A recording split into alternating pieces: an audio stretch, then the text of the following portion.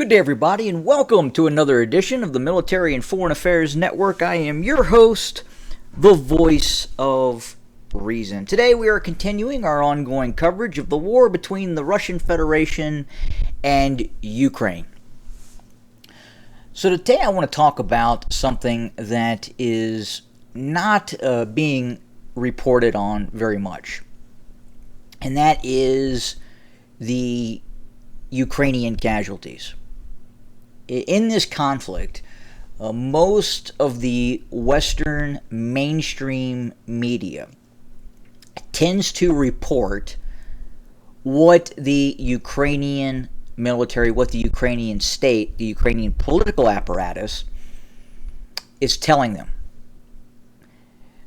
So first, we know that the Ukrainians do not report on military casualties.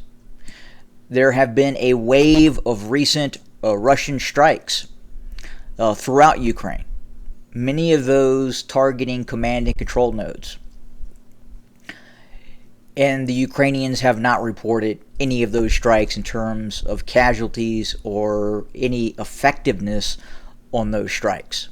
They report a few civilian casualties.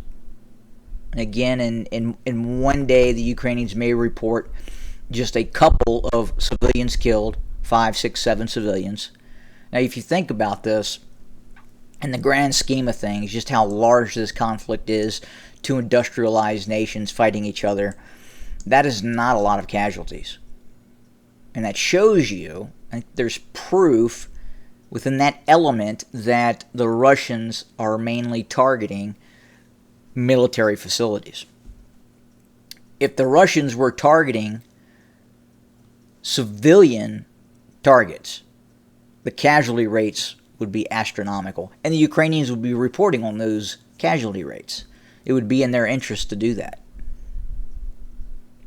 Rather than 4, 5, 6 Ukrainians killed, civilians killed, you would see reports of hundreds. And the Ukrainians would thus report that because it would help them within the confines of this conflict. But what about the military dead? There's a recent article that came out in a mainstream media article, and I'm going to read it for you. And you have to understand the code speak. Okay? So weeks into Ukraine's highly anticipated counteroffensive, Western officials describe increasingly sobering assessments. Now that is a narrative.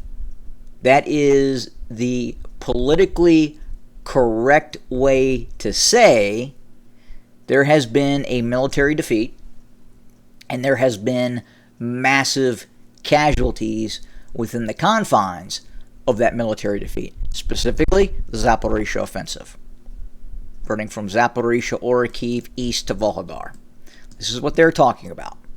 Again, weeks into Ukraine's highly anticipated counteroffensive, Western officials describe increasingly sobering assessments about Ukrainian forces' ability to retake significant territory. 4 senior U.S. and Western officials briefed on the latest intelligence told CNN. They're still going to see for the next couple of weeks if there is a chance of making some progress. But for them to really make progress, that would change the balance of this conflict. I think it's extremely, highly unlikely, a senior Western diplomat told CNN.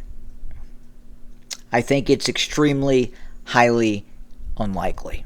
And what is he referring to? Ukrainian success.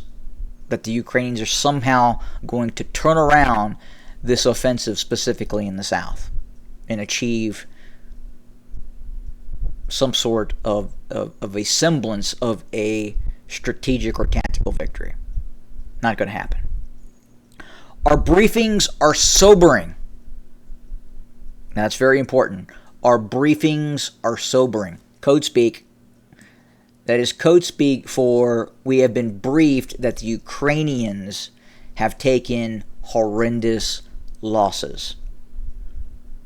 These combat brigades that we have prepared in Grafenwehr, in Fort Riley, Kansas, Fort Sill, Oklahoma, in the United Kingdom, those units have been beyond decimated. That's what that means. Our briefings are sobering. We're reminded of the challenges they face, said Representative Mike Quigley, an Illinois Democrat who recently returned from meetings in Europe with U.S. commanders training Ukrainian armored forces. This is the most difficult time of the war. Why is this the most difficult time of the war? Because this is the time that the Ukrainians are taking the most casualties. They're on the offensive against a very well prepared, very well dug in Russian force. The primary challenge for Ukrainian forces is the continued difficulty of breaking through Russia's multi-layered defensive lines in the eastern and southern parts of the country, which are marked by tens of thousands of mines and vast networks of trenches.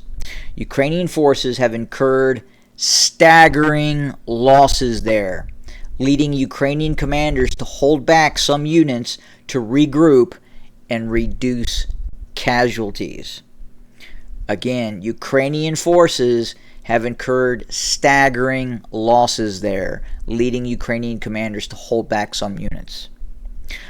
Russians have a number of defensive lines, and they, Ukrainian forces, haven't really gone through the first line, said a senior Western diplomat.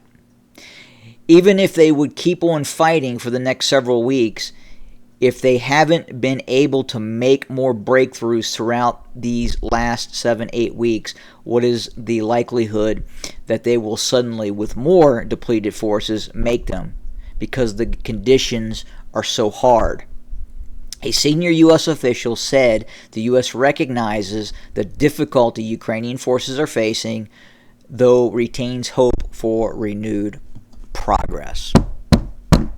We all recognize this is going harder and slower than anyone would like, including the Ukrainians. You think? But we still believe there's time and space for them to be able to make progress, this official said. I guess that's easy if you're the one saying that. And you don't have your children fighting in this battle. I wonder if that was the ladybug. Sounds like the ladybug, doesn't it?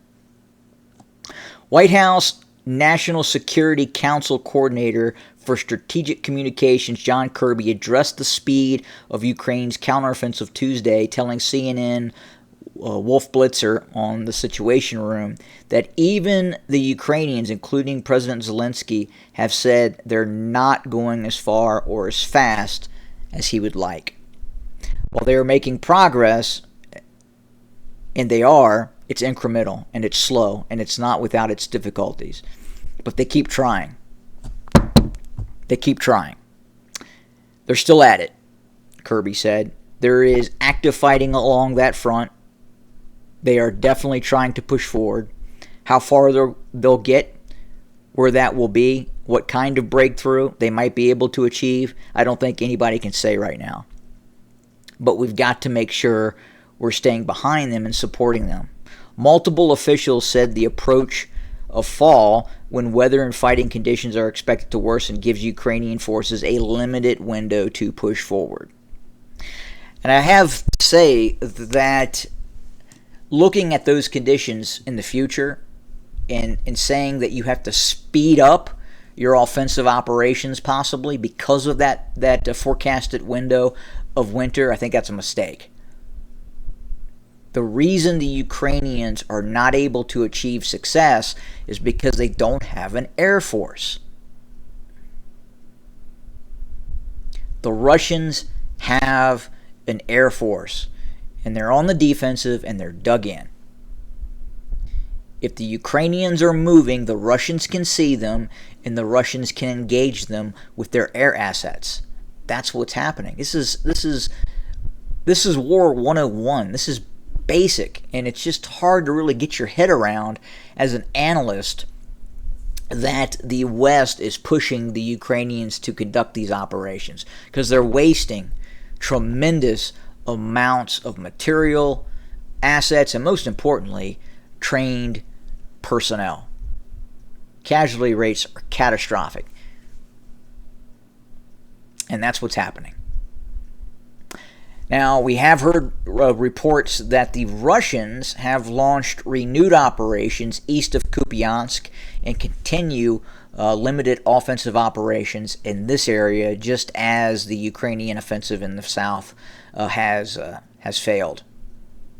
So one more issue I wanted to bring up. I've talked about the possibility that the United States or some intelligence agency could be using the F-35 to launch Storm Shadow missiles. And I've received some feedback, well, the F-35 can't be carried, the Storm Shadow can't be carried on the F-35. It can be. Not in the internal bomb bay, which increases the stealth aspect. But you can carry it on wing pylons. You can attach a missile shroud that enhances the stealth capability of that aircraft if it's carrying a munition on the wings or under the fuselage. And that shroud is designed to enhance the stealth features of both the aircraft while it's carrying an external payload. So it's not impossible that either British or U.S. F-35s are deploying these Storm Shadows. And again, these F-35s are going to be operating in standoff operations. Okay? They're, in all probability, launching these systems 100 miles from the line of contact, and it's going to make even more difficult for the Russians to pick up these aircraft. So the only other option is the Ukrainians are actually launching these Storm Shadows from Su-24s. Now, based on Russian strikes that have occurred recently in the town, I'm not even going to try to butcher this town's name, but this town here, there is a very large air base where Su-24s, Su-25s are based, and in all probability are being launched from this area. Let's see if we were having trouble earlier getting the map to load, and yeah, I'm not going to torture you guys with that, but we'll go back to here. But anyway, major air base was attacked in this area by Russian forces. Again, it's locales right here.